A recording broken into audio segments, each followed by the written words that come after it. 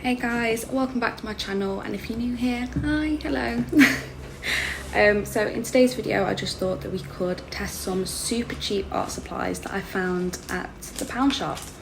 So I went into Poundland, just from some odd bits and bobs, and yeah, I've found some interesting bits and pieces that I thought would be quite fun to try out. So first things first, I have these little pots, and I don't know if you can see it on the label, but it's Opaque Watercolors, and they've labelled them as like gouache, which, if any of you follow me over on Instagram, any of my traditional pieces are gouache. That's what I typically use. Going to need a good mix, I think, judging by how the white's looking at the moment. But these little pots, for two of them, they were 80p each, which is stupidly cheap.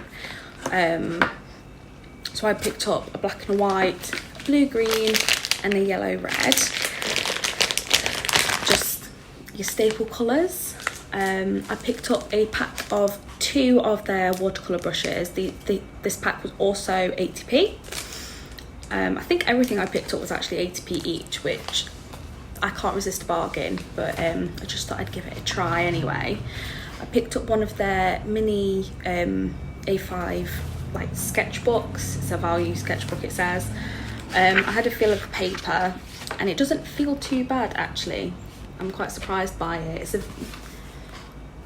I think it's not too bad of a little sketchbook really. And for 80p, it's 30 pages.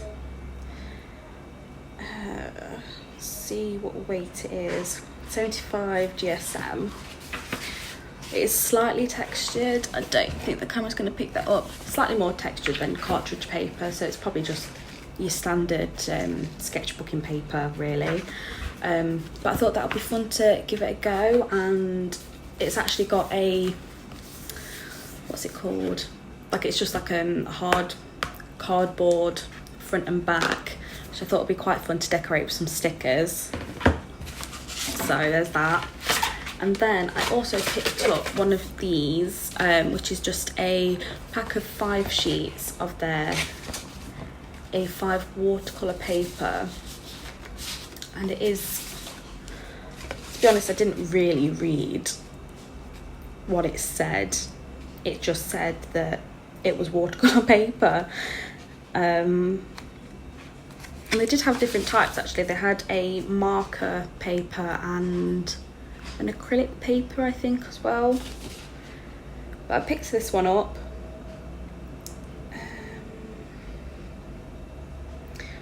Doesn't actually give a whole great deal of details, to be honest. Not that I'd expect it would do,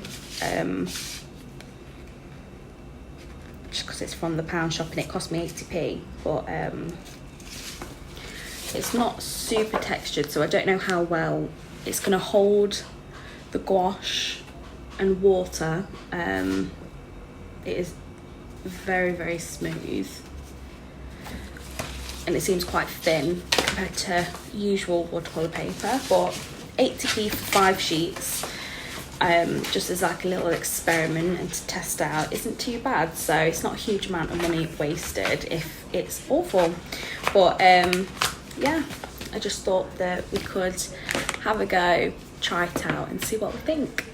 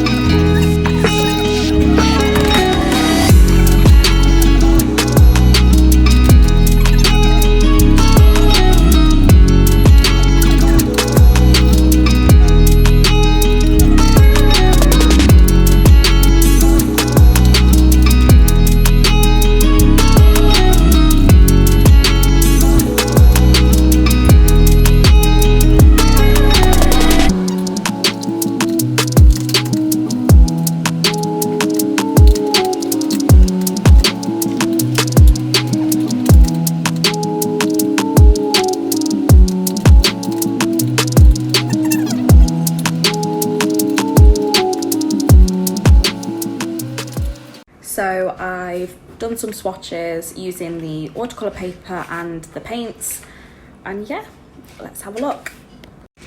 So in the grand scheme of things, I mean, the paper is exactly what you pay for, to be honest. It's held up okay, it's buckled a little, but it's not the greatest. But for 80p, it's actually not too bad at all. So in terms of the paints themselves, I mean, I wasn't really expecting a lot anyway, because they are just cheap watercolor paints essentially. They claim to be opaque, but as you can see here with the green, with the blue, mainly with the darker colours, they are very, very streaky.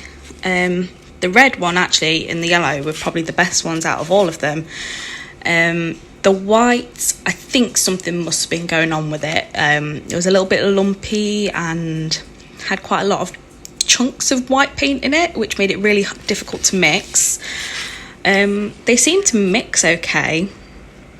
The more paint you added in, the better they did seem to do. And yeah, that's, I mean, in terms of actually them as watercolours, they looked amazing. But yeah.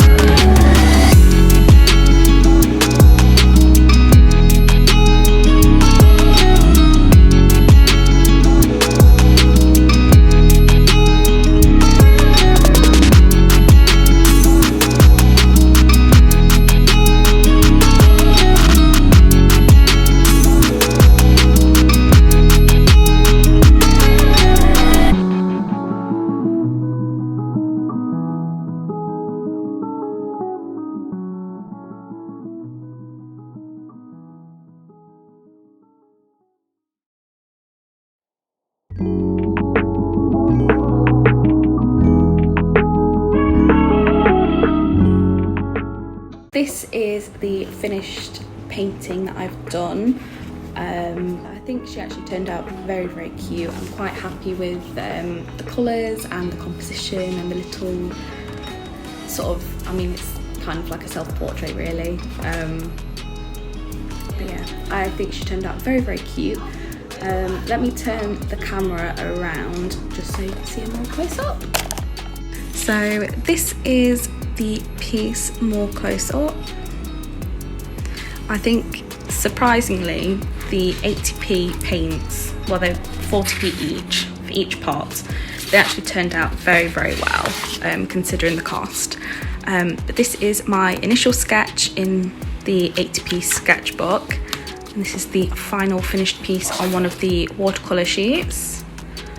In terms of the paints themselves, I think they work best as watercolours, if I'm being honest, because as you can see from the background, they don't really blend with paint that's already been sat down on the page. So every time I went to reload my brush, the paint didn't, it just didn't blend with each other. So it's resulted in quite a lot of brush strokes. And the paint itself, you really had to like shovel it onto the paintbrush in order to get a clean sort of stroke with the colour. And yeah, I mean, I still think it turned out super, super cute. The paper itself, I was expecting it to buckle a lot more like it did with the colour swatches, but lo and behold, it did hold up quite well. And I mean, when you, like, obviously you will have seen at this point the process of me painting this, but I did have quite a lot of layers going into this hat, this little froggy hat, just to get it as opaque as I could get it. And even now you can still sort of see, I don't know if I can get it to focus or not. It's still gonna want to focus on me, isn't it? There we go. But it's still very, very opaque in places. I'm thinking I possibly, if I get around to it today, I might add some pencil on top of this just to see how that looks, and see how that reacts well. But they layer really well on top of each other. It just happens that it also layers on top of the same colour instead of blending. I mean, they've dried nicely as well. They look quite nice, very matte, very pretty. You can get a good range of colours with your basic primary and secondary colour pots, so that's quite a good thing. The brushes were falling apart as I was using them, so I wouldn't really recommend them, but again, they were only 80p, so it's not, you're not breaking the bank over it, it's not going to end the world. But I did have quite a lot of the bristles coming out, so I kept switching between the larger brush and the smaller brush. And I think the smaller brush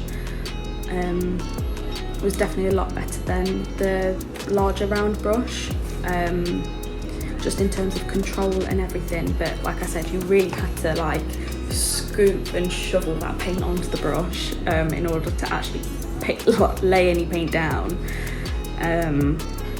But yeah, the sketchbook, so I've had a go at swatching some coloured pencils and they layer quite nicely. It handles pencil crayon really, really well, and just sort of your regular lead pencils. Down at the bottom here, I have tried some markers. The blue one in the middle is a Sharpie, just because I wanted to see if there was any bleed through or any ghosting.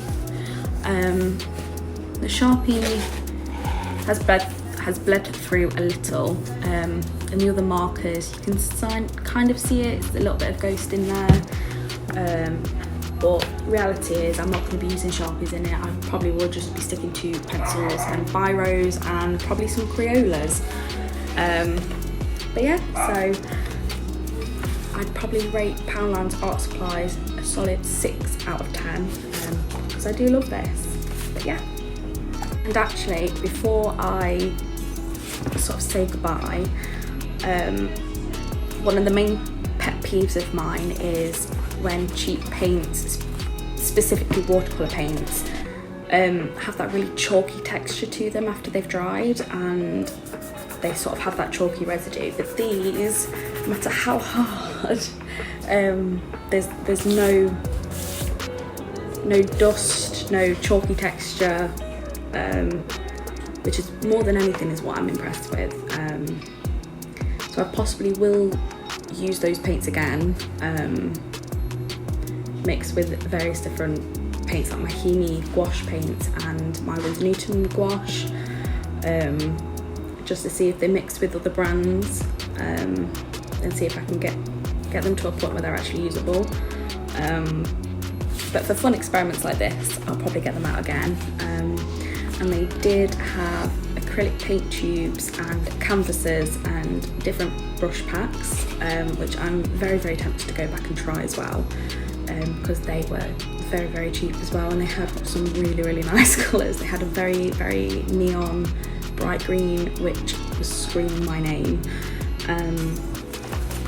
But yeah, so that's my little Poundland art supply testing video. I can't remember if I rated it in the previous clip or not. I think I said a 6 out of 10. If I did, about 6 out of 10. But yeah, if you're looking for stuff to experiment with and you're not wanting to break the bank, highly recommend. And the sketchbook I recommend anyway, because who doesn't love a cheap sketchbook that you can customise and take with you anywhere. So yeah, that's me. If you enjoyed the video, don't forget to like it, and if you want to see more, don't forget to subscribe. All of my links will be in the description below, so if you want to follow me on any other social medias to get regular updates, or just to have a nosy to see what I'm doing, because I love doing that with other people, I'll leave all of my Instagram and social media links below, and I'll also link my Etsy so you can check my shop out. And yeah, thank you so much for watching, and thank you so much for your support.